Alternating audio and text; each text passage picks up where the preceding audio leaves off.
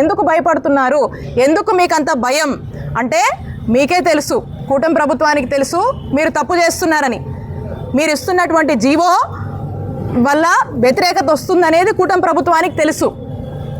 మీకు అన్నీ తెలిసినా కూడా ఈ రోజున ఎక్కడికక్కడ ఎవరు గొంతు విప్పకుండా, ఎవరు మాట్లాడకుండా ఉండేటువంటి ప్రయత్నాన్ని పూర్తి స్థాయిలో కూడా మీరు చేస్తూ ఉన్నారు. అయినప్పటికీ కూడా మా నాయకుడు జగన్మోహన్ రెడ్డి గారు తీసుకొచ్చినటువంటి 17 మెడికల్ కాలేజ్ అనేది ఒక చరిత్ర.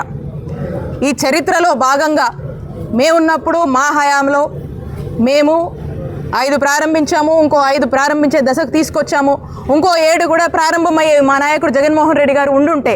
కానీ మీకు చిత్తశుద్ధి లేదు, మీరే ఈ పనులు ముందుకు వెళ్ళొద్దు అని చెప్పి లెటర్లు పెట్టారు.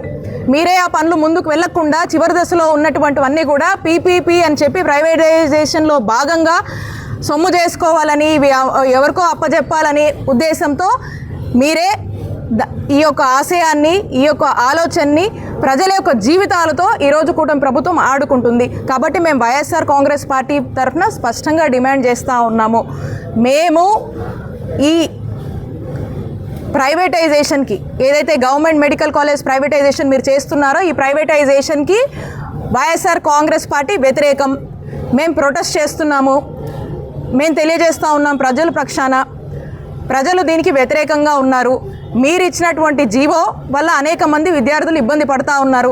ఈ జీవోని వెనక్కి తీసుకోవాలి, ఈ మెడికల్ కాలేజ్ని తిరిగి ప్రభుత్వ రంగంలోనే కొనసాగించాలి. ఈ ఏదైతే టెండర్లు కాల్ఫర్ చేశారో అది అక్కడికే నిలిపివేయాలి.